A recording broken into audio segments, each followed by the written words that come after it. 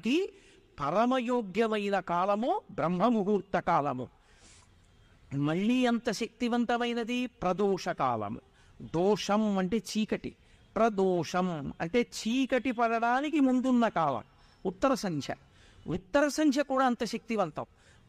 ఏ కారణం చేతనైనా రాత్రి బాగా బడలిపోయి ఉంటే ఎప్పుడైనా ఒక్కసారి సూర్యోదయ సమయమునందు నిద్రపోతున్న దోషాన్ని మన్నిస్తారు. అందుకే ప్రాయశ్చిత్తార్ఘ్యపూర్వక సంధ్యావందనం గరిష్యే అని అనుమతించారు.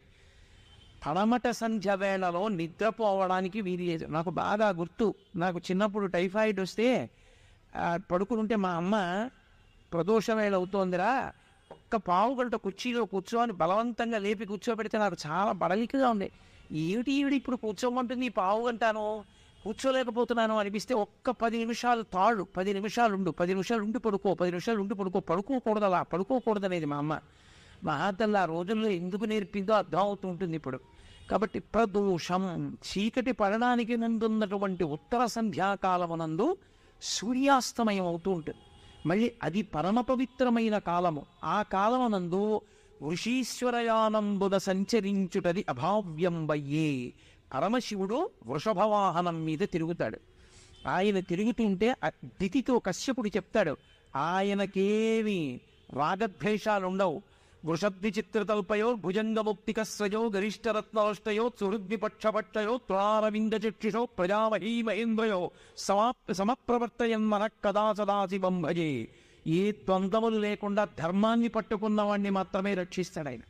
కాబట్టి వృషీశ్వరయానంబున సంచరించుటది అభావ్యంబయ్యే.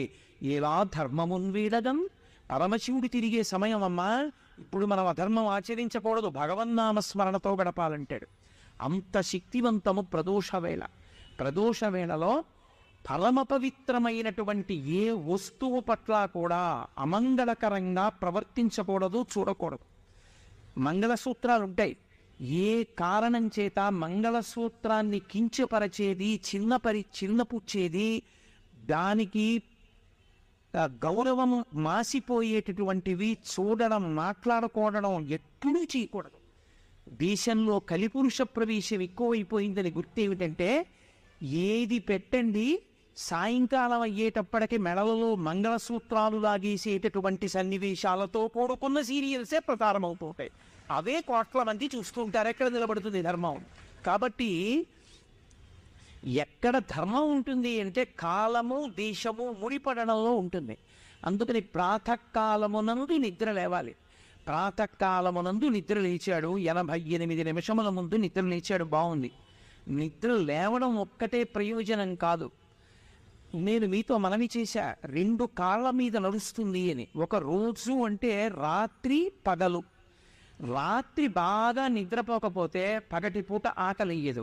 పగటి పూట కడుపు నిండా తినకపోతే రాత్రి కను రెప్పపడదు. అందుకే కడుపు ఖాళీగా ఉందండి, రాత్రి నిద్ర పట్టలేదంటాడు. రాత్రి నిద్ర పట్టని వాడికి రాత్రి నిద్ర పట్టలేదంటే అరగలేదంటాడు పగలు అన్నం తిండ. రాత్రి పగలు 2 సమతౌల్యము కలిగినటువంటివి. అందుకే శివశ్చ హృదయం విష్ణోశ్చ హృదయం శివ అంటారు. రాత్రి స్వరూపమంతా పరమశివుడు, పగటి స్వరూపమంతా శ్రీ మహావిష్ణువు. శ్రీ మహావిష్ణువు యొక్క ఉద్దీపనమైనటువంటి కాలమని గుర్తు ఏమిటంటే, ఇంద్రియములు పనిచేస్తుంటాయి. ఇంద్రియములు పనిచేశాయి అంటే విష్ణువు అధిపతి అయి నడిపిస్తూ ఉంటాడు ఆయన.